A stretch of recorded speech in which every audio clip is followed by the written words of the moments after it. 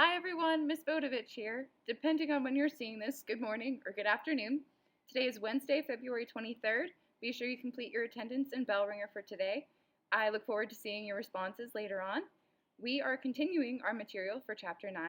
We've spent the last few classes talking about media and government and how it impacts public opinion. Today, we're taking this a step further to see how we actually measure public opinion. Thinking back to last week, I introduced this idea of public opinion.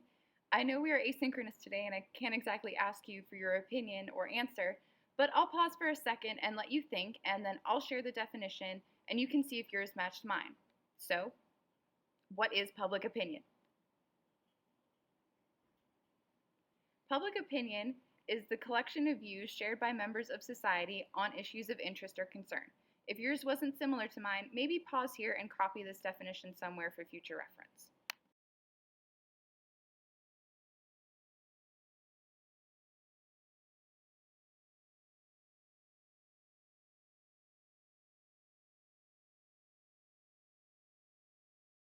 Moving on from our mini review session there, I have another question for you all.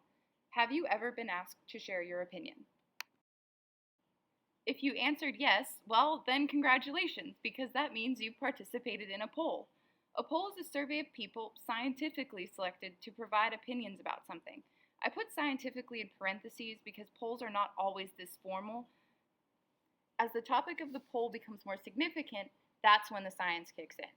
For example, your friend asking you what pizza topping you want does not necessarily require a lot of science to accurately collect and publish your opinion, but if we are asking you to give your opinion on the current performance of the American economy or a presidential candidate's immigration policy, there may be a bit more technical components involved. As we've been working through these last few lessons, it's no surprise that bias and influence are everywhere, from our friends and school, media, and other personal factors. But the tricky part is, how do we make sure polls are accurate even with all this bias and influence running around? We address these issues in the polling process. A well-designed poll is one that is an accurate measure of public opinion, and the accuracy of that poll depends on the number of people being asked, how those people are chosen, how the questions are asked, and the absence of bias. Let's look at this term sample. Sample refers to the group of people who participate in the poll. Now, it is nearly impossible to ask every single person in the United States the same question, which is why it is extremely important that the sample be random to give us an accurate representation.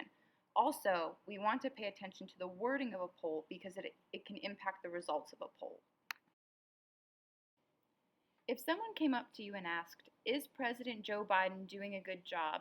as an open-ended question, you may have a very different response compared to someone asking, "Is your overall opinion of President Biden very favorable, somewhat unfavorable, or very unfavorable?" This last term is known as sampling error. Any reliable poll is going to tell you its uncertainty level or margin of error.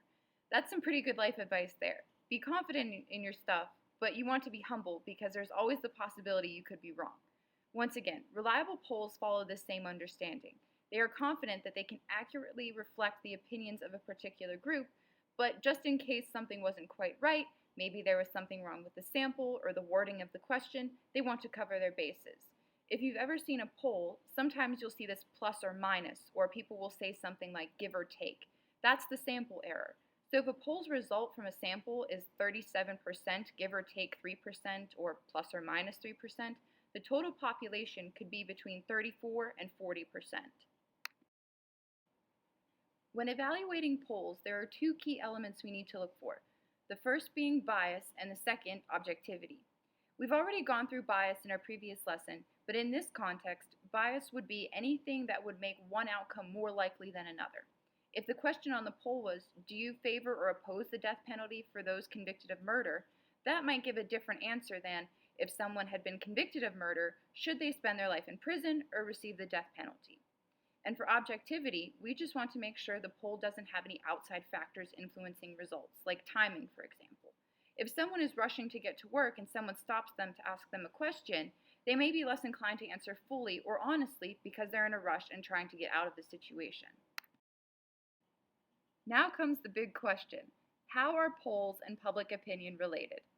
Well, Polls measure public opinion, and the results of those polls are used by various groups, companies, and organizations to create products or public policy to satisfy public opinion.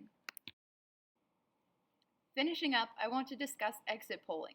If anyone watched the news coverage during the presidential election, you may have heard a lot of commentators using this term exit poll. Exit polls are pretty self-explanatory for those engaged in political rhetoric, but for the uninformed masses, these numbers and opinions can be a little bit misleading. Exit polls employ randomly selected fractions of voters who are questioned about how they voted after they've left the polling places. This can give us some insight to election results prior to the official vote count, but it can be misleading and dangerous, something that I'll discuss in this coming week.